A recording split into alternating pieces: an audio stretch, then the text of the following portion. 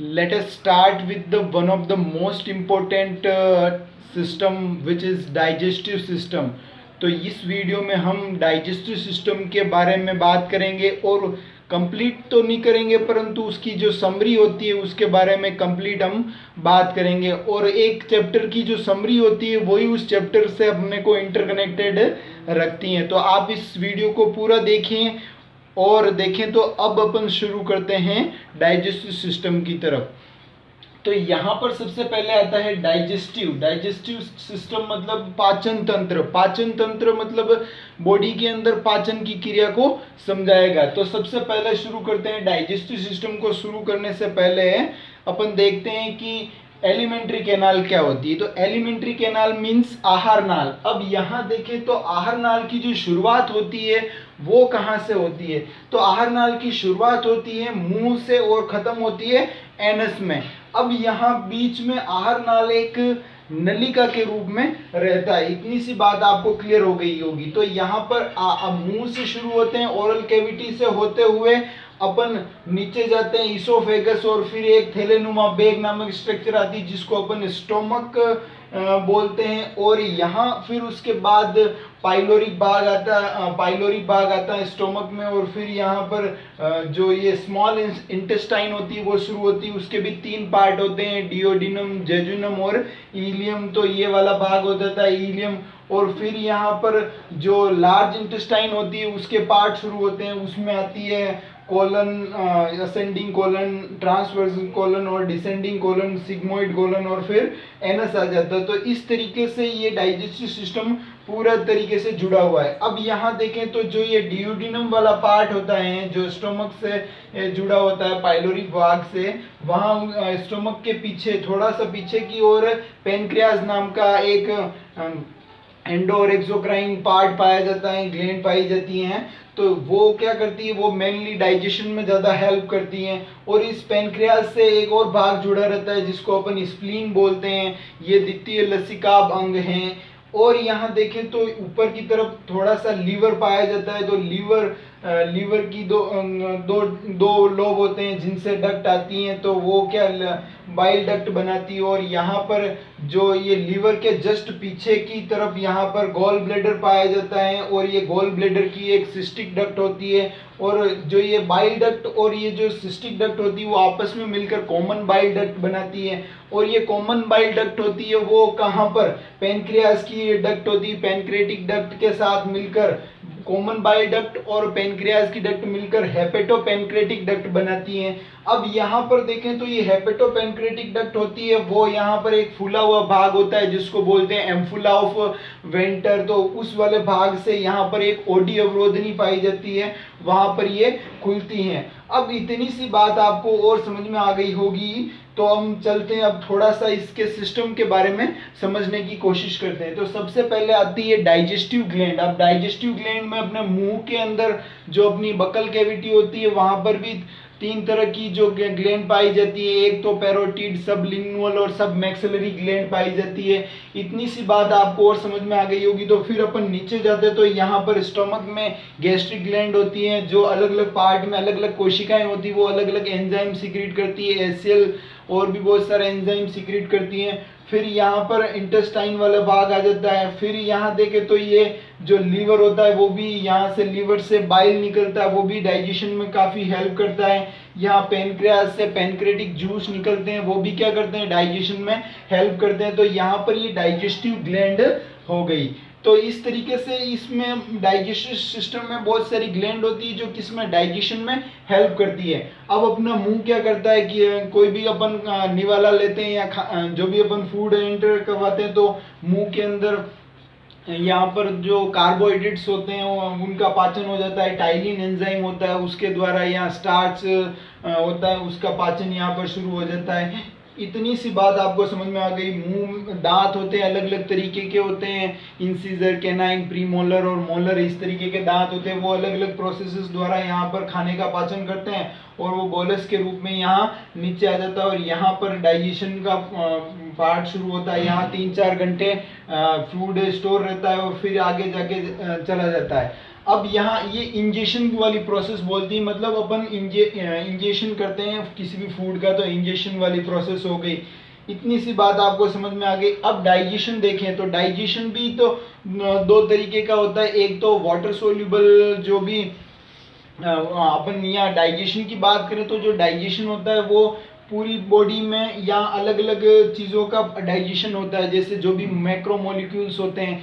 अब direct glucose होता है, उसका तो एब्जॉर्प्शन हो जाता है। तो जो भी बड़े बड़े पार्टिकल्स होते हैं उनको छोटे में तोड़ा जाता है।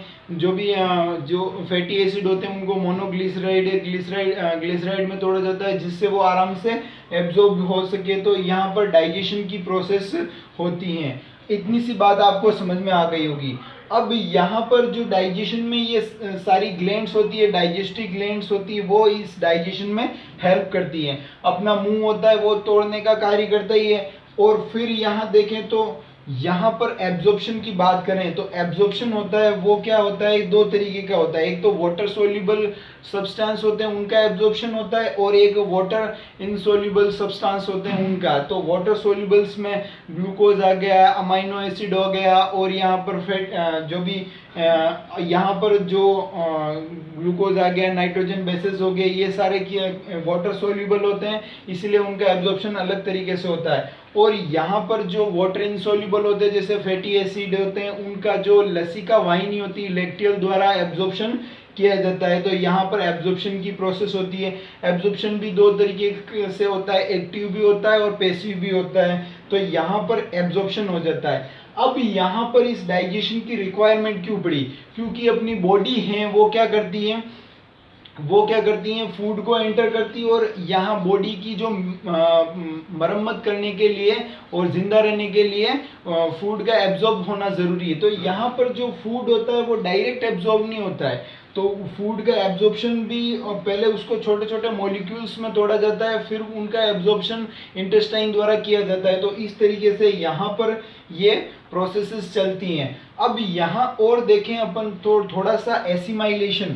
तो एसिमाइलेशन, अब आपने जो भी डाइजेशन और जो भी एब्जॉर्प्शन किया है उन सब का यूज़ कैसे होगा। उनका यूज़ सेल के डिवाइड होने में होगा, जो सेल की मरम्मत करने के लिए होगा, और जो ये इनसे जो एटीपी बनती है उसका जिस जगह यूज़ होता है, खाने, लिखने, देखने और खेलने के लिए जहाँ यूज़ होता है उस प्रोसेस को हम एसिमाइलेशन कहते हैं। अब यहाँ पर नए जीव द्रव का संश्लेषण भी होगा।